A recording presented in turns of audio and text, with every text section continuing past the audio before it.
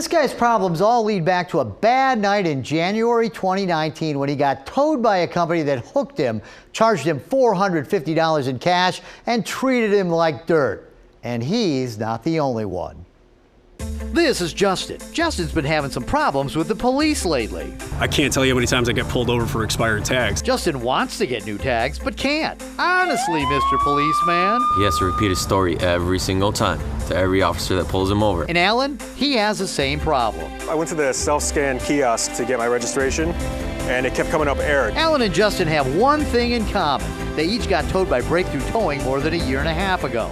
You remember Breakthrough Towing. They're the guys who were towing car after car after car after car in Midtown Detroit. I did a bunch of stories on them from the fall of 2018 until the spring of 2019. Are you out here spotting? No, for who? For the tow company. I don't know what you're talking about.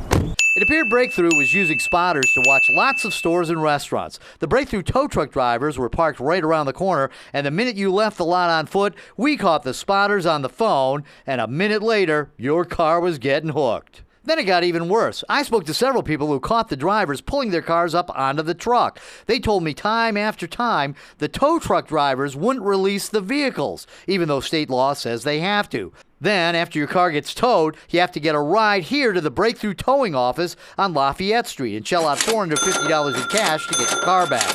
Meanwhile, Breakthrough Towing's owner, Mike Dickerson, he wouldn't even stop to talk to me. Mike, hey, Mike!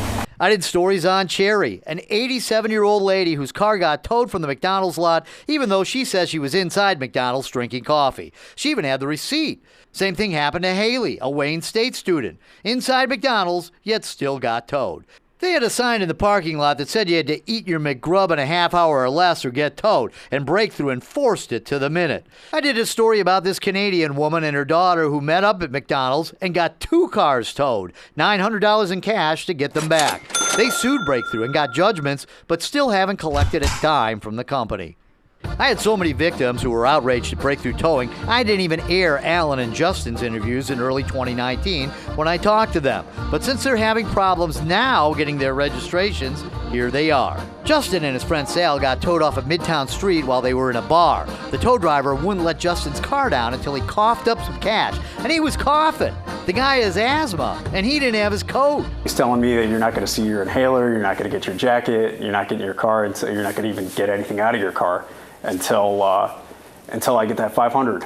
Then there's Alan. He's a television director, works part-time here at Fox 2, but he also directs the Red Wings games at Little Caesars Arena. After a game, he stopped at Hopcat to get a takeout meal and found a Breakthrough guy towing his car. At some point, he starts hassling me like, listen, man, you guys all like to come down here and have a good old time and take advantage of the city and think you can park wherever you want. I was like, don't give me that. I work down here. I'm just trying to get a carry-out. Eventually, both Alan and Justin got their cars back after paying $450 each in cash at the Breakthrough office.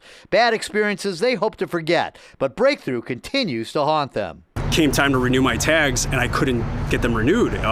Secretary of State was telling me that my car was locked in abandoned status. Alan went to the Secretary of State's office to find out why he couldn't register his vehicle. When I got up to the counter, the person told me that there was a lien still on my vehicle. She said, have you been towed at some point? I said, yeah, a long time ago.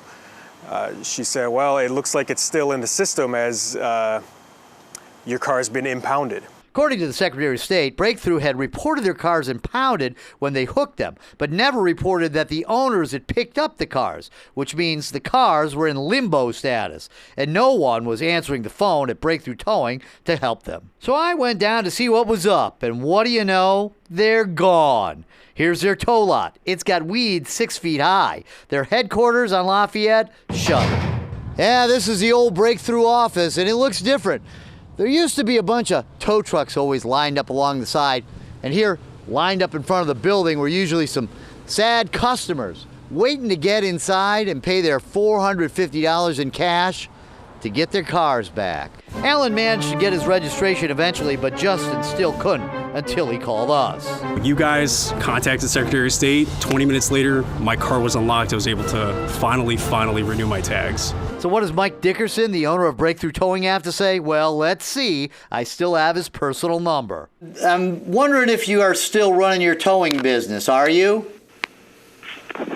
Why? Why do you want to know that? Good old friendly Mike. As I explained what happened to some of his tow customers with their registrations and tell him I'm doing another story, he gets mad. Hey, stop calling my phone. Stop calling me.